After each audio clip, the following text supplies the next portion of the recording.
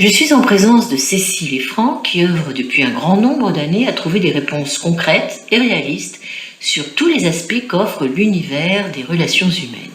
Autour du livre de Franck, Les larmes du Bouddha, projet d'éveil et de souveraineté intérieure, et un autre ouvrage en co-construction actuellement, Cécile et Franck tentent d'apporter une vision éclairante sur la relation et son pouvoir de transformer notre réalité actuelle.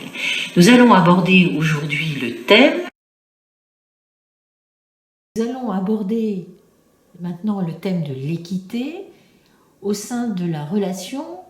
Qu'est-ce que vous entendez par équité? Alors pour moi, l'équité, c'est vraiment la perception profonde qu'on est sur le même pied d'égalité en fait. Équité pour moi signifie on est différent, mais par contre dans la connexion, on estime que l'autre a, on va dire, la même valeur que nous, ou inversement. Il n'y a pas d'enjeu de supériorité ou d'infériorité.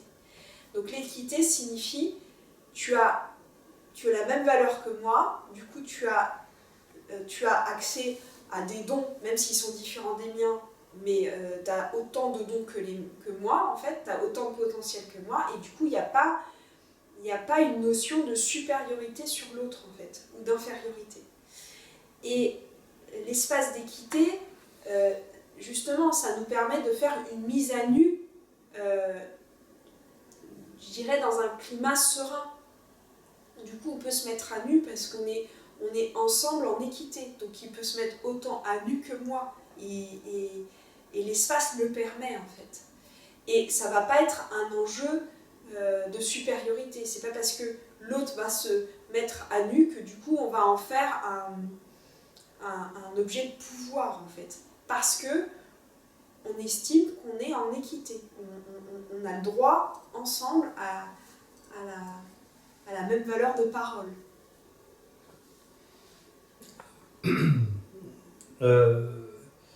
Pour moi, l'équité, c'est une disposition d'accueillir l'autre dans toutes ses spécificités sans qualifier ou disqualifier ses spécificités. C'est-à-dire on n'a pas tous les mêmes perceptions, dons ou acuités, prédispositions de compréhension des choses et autres. Et accueillir l'autre dans l'équité, c'est de pouvoir admettre que l'autre va arriver dans la relation et dans l'échange avec un vrai potentiel et une vraie richesse que je dois me défendre de qualifier ou de disqualifier. Parce qu'il y a une richesse, parce que l'autre est porteur d'une réponse qui lui est propre et qui aura obligatoirement une valeur, même si ça ne correspond pas aux procédures, je dirais aux perceptions ou aux dons entre guillemets que je pourrais avoir. Pour moi, je dirais le mot qui s'accorde avec le mot équité, c'est le mot accueil inconditionnel. Donc à la fois comme un espace ouvert où l'inattendu peut surgir et où je dois me disposer à la venue de toute information qui aura obligatoirement un sens, une origine, un objectif, quelque chose. C'est-à-dire, l'idée, c'est effectivement de ne pas partir d'un présupposé de disqualification de l'autre et aussi de sortir du souhait de vouloir sortir gagnant d'un processus, mais de dire, voilà, c'est gagnant-gagnant dans le sens où c'est l'espace d'équité est un espace de co-création et chacun vient avec ses outils de création qui lui sont propres.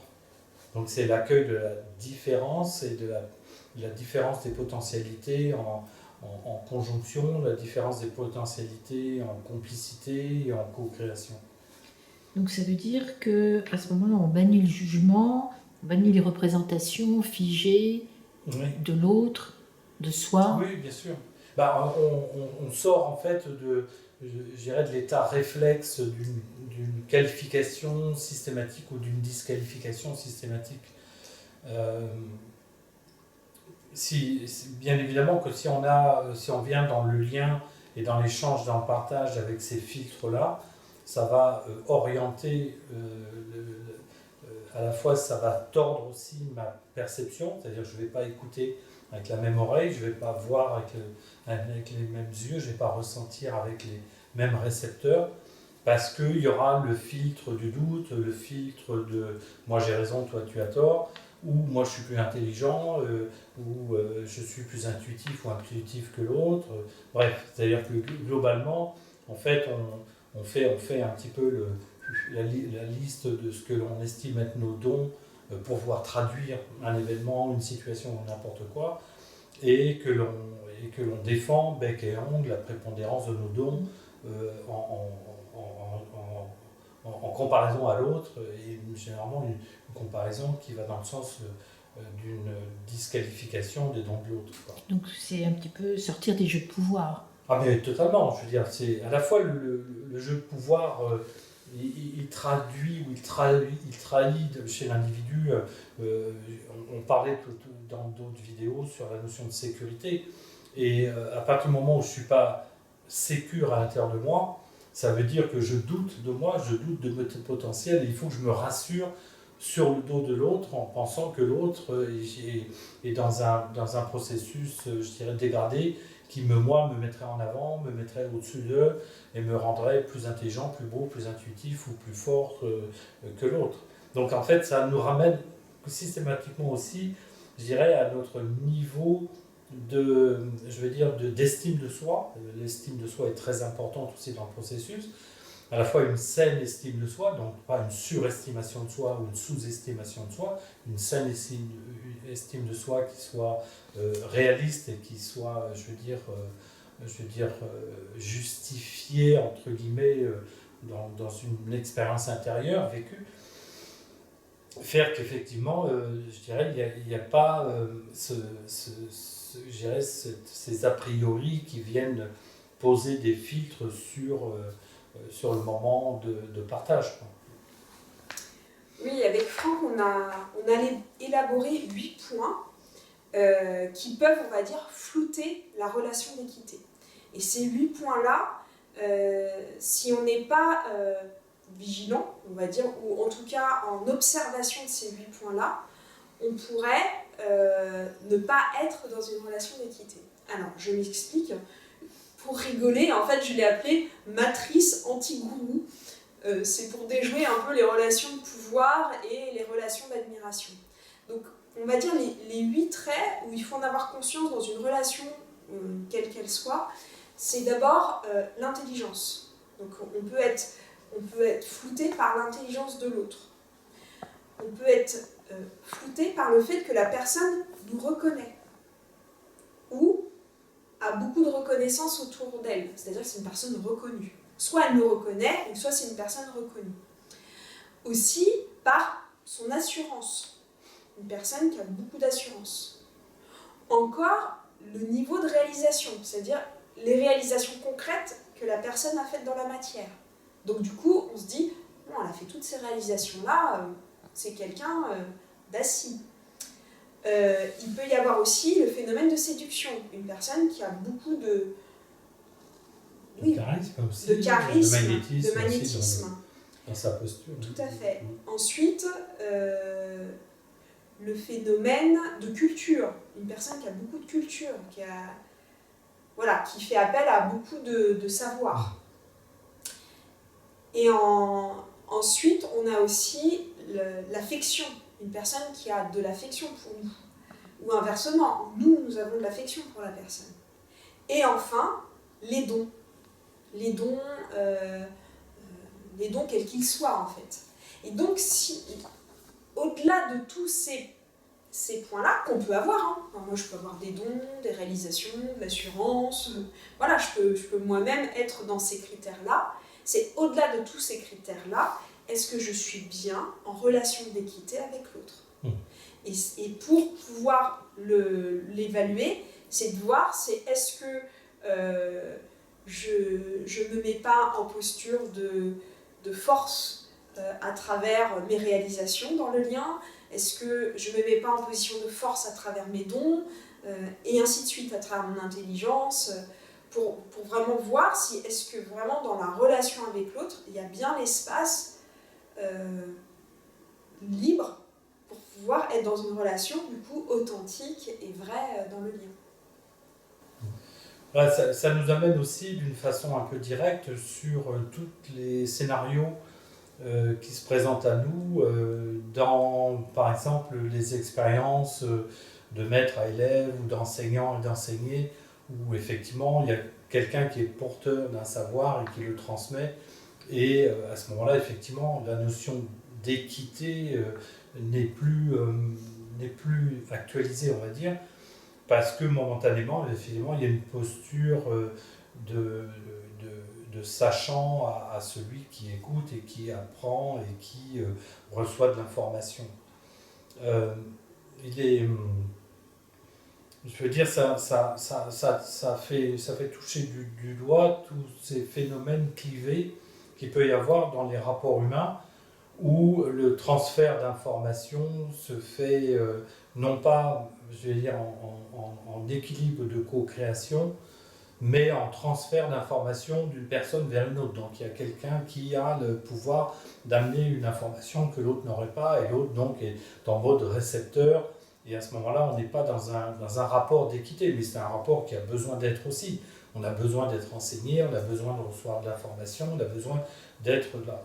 Après, l'idée dans la relation de couple, qui en fin de compte, je veux dire, sort d'un cadre d'enseignant, d'enseigné, mais qui ouvre sur le champ d'une co-création, c'est-à-dire on est en train de profiter du lien pour co-créer quelque chose ensemble, et il semble effectivement que cette posture d'équité soit, je veux dire, quelque chose à établir pour qu'il y ait quelque chose de l'ordre de la justesse et des équilibres, de la bienveillance partagée, de la co-création, de la complicité.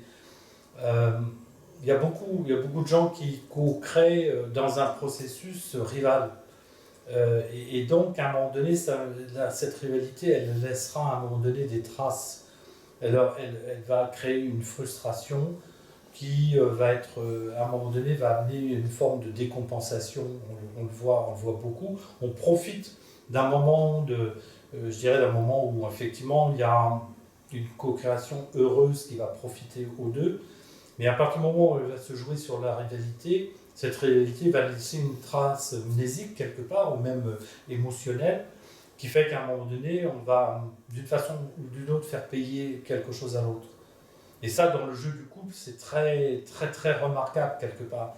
On sait bien que l'autre est performant de quelque chose. Quelque part, on accède à cette performance et on en bénéficie. Mais globalement, on n'a pas joué la complicité. Et si c'est la rivalité qui s'est jouée parce que j'ai un don, je dirais, supérieur au tien pour élaborer quelque chose, on est content de recevoir quelque chose qui va nous être profitable, mais ça n'empêche pas que derrière, il y aura une trace frustrée, de frustration, qui va se décompenser à un moment ou à un autre. C'est très remarquable ensuite sur des situations qui n'ont plus rien à voir avec le moment, et qui vont être des moments de décompensation de quelque chose qui a été frustré à l'intérieur.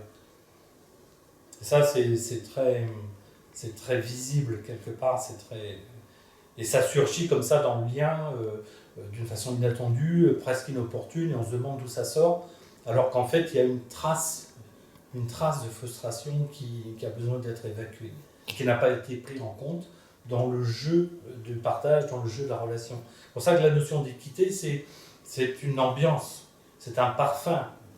On va travailler à la mise en place de ce moment de partage pour qu'il n'y ait pas de traces rivales derrière, qu'il n'y ait pas quelque chose qui est comme une espèce de traînée de queue de comète, là, qui à un moment donné amènera à un désir de décompensation d'une frustration ou je dirais d'un paiement d'une dette qui aurait été mal vécue. Alors, inversement, pour celui qui a beaucoup de dons, qui Oui. a été réalisé dans la matière, qui a beaucoup d'assurance, qui a beaucoup de reconnaissance, qui a véritablement des dons, et qui du coup peut-être a aussi beaucoup de séduction et de culture, ça fait quand même beaucoup pour une seule personne, mais ça arrive, hein, tant mieux. À ce moment-là, comment est-ce qu'il doit le gérer quand il sait que l'autre, le partenaire, ne dispose pas d'autant d'atouts, qu'il y en a d'autres, mais pas tout? C'est compliqué, en fait. Là, ça nous amène directement à une espèce de posture d'éthique. C'est-à-dire, il y a tellement de bénéfices, je dirais, narcissiques à être dans tous ces traits, je dirais, qu'on peut qualifier de positifs ou d'intéressants pour la personne, que globalement, de s'imposer l'éthique d'une équité devient un exercice, je dirais presque un exercice spirituel, quelque part. Quelque chose qui dépasse le jeu psychologique, le jeu comportemental et tout ça. C'est l'éthique à ce moment-là qui se met en place. C'est-à-dire, je me sais ou je me sens fort de quelque chose, d'une multitude de choses qui ont tendance à me mettre, si tu veux, sur un plan un petit peu plus élevé que le commun des mortels. Comment je vais bien sûr que ça, sur le plan narcissique, ça va être extrêmement nourricier. Ça va gonfler, je dirais, un ego qui est déjà bien en place. Descendre de ça, je veux dire, pour moi, ça va être compliqué. Ça va être très compliqué, surtout dans la nature des jeux humains tels qu'on les observe dans notre société et dans une réalité du moment où tout est exacerbé en termes de puissance, de pouvoir, de dépassement de l'autre, de mise sous tutelle, et tout ça. Donc on peut dire que le climat général des relations humaines aujourd'hui est dans un état de dégradation avancée, et que parler de l'équité, c'est comme si on allait, je dirais, arriver avec une langue étrangère, un muscle qui n'a pas fonctionné, et quelque chose qu'il faut réhabiliter dans le jeu et qui demande une grande éthique, un grand retour vers soi, mais qui se fasse vraiment au niveau de notre identité profonde, sécure, et qui n'a plus besoin de se rassurer à travers tous ces jeux de domination et de puissance. Pour étayer ce que tu dis, Florence, en fait, c'est vraiment une invitation à voir au-delà de la forme. Ça, c'est des formes, la culture, la séduction, ça, c'est des formes, on peut dire, comportementales, et effectivement, des capacités. Mais au-delà de ça, dans la rencontre avec l'autre, on ne se mesure pas à cet endroit-là, en fait, dans le lien. On est plutôt d'essence à essence, d'être à être. Et elle est là, la rencontre. Et de se dire, tu as accès tout autant que moi à la conscience, même avec un enfant. Je veux dire, j'étais dans l'éducation, je veux dire, quand on abordait un enfant, c'était tout le chemin, de dire, bah oui, je suis adulte, j'ai plus de savoir, mais toi, tu es en apprentissage. Donc oui, il y a une forme de fait par la forme de domination, mais elle peut être très bien vécue si la posture de l'éducateur est au service de l'être qui est en face. Et l'enfant, il est extrêmement pertinent, il sait exactement si on s'adresse à lui en équité ou pas. Et c'est même eux, à ce moment-là, nos maîtres, parce qu'ils nous invitent à être dans cette qualité de présence et de conscience d'être à être. Et ça ne veut pas dire que dans la forme, il n'y a pas effectivement une position de fait de domination, parce que déjà on est plus grand, etc. Mais c'est vraiment cette invitation-là. Moi, je le vois rien que dans ma relation avec Franck, on a 26 ans d'écart. De fait, il y a un phénomène où il est plus âgé, qu'il a plus d'expérience, il y a une maturité autre, etc. L'idée, c'est de ne pas le vivre en rivalité et en soumission, mais bien au contraire comme une richesse, et en même temps moi reconnaître ce que je peux apporter dans la relation qui est tout aussi valable en fait. Et donc même si on est dans des contextes différents, des maturités différentes, la connexion d'être à être, elle est en équité. Et moi j'accepte que oui, j'ai un certain chemin à faire encore dans cette vie pour atteindre quelque part la sagesse que je lui reconnais, et il m'inspire pour ça. Et inversement, je pense que j'inspire sur d'autres aspects de ma vivacité d'esprit ou autre, et que ça l'enseigne lui pour s'écouter plus dans ses besoins ou autre. Oui, tout à fait.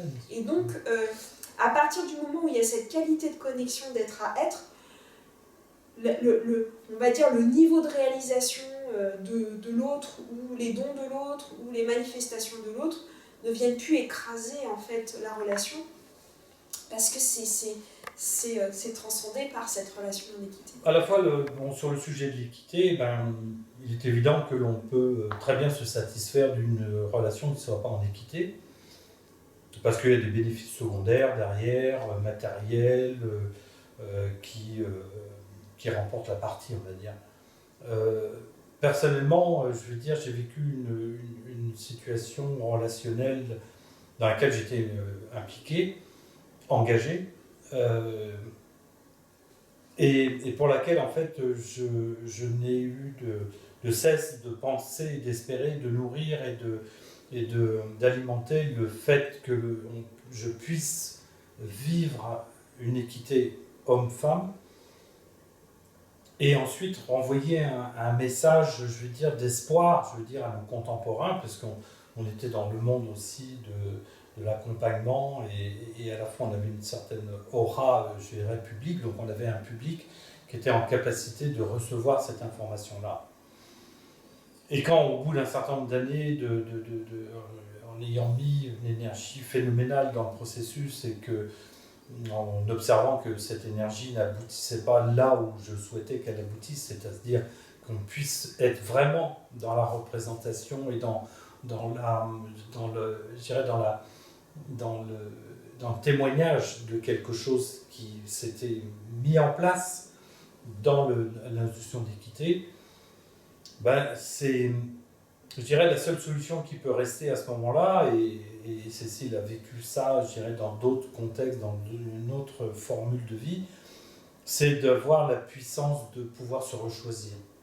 C'est-à-dire de dire, effectivement, ce que je voulais mettre en équité dans le processus, ça n'a pas fonctionné, parce que derrière, il y avait des peurs, des orgueils, des prises de pouvoir, des choses comme ça, et que, au fond, ce trésor, cette valeur ou cette dimension de moi, je la reprends, je me la réhabilite, c'est-à-dire je la sors du jeu conjugué pour la reprendre à mon compte et repartir sur le chemin de vie et le chemin d'évolution avec ce trésor, cette valeur et je veux dire, la continuité d'une élaboration intérieure. C'est ce que vont chercher certains mystiques ou spiritualistes qui, je dirais, vont chercher ça au fond d'une grotte dans l'Himalaya ou au fin fond d'un désert. Ouais, c'est cette réalisation et cet accomplissement intérieur, je veux dire, qui va révéler une dimension qui est plus qu'importante à révéler au monde, quelque part. Mais l'idée, effectivement, d'une équité dans le jeu de la relation, ça veut dire que derrière ça, il y a aussi un projet d'évolution, c'est-à-dire individuellement, il y a un projet d'évolution qui, par le fait de l'équité, se conjugue et se met en complicité, c'est-à-dire qu'en fait, c'est une aide précieuse qui va, je dirais, qui va continuer à alimenter en fait un projet individuel qui n'est pas un projet narcissique, mais qui est un projet d'accomplissement personnel et individuel.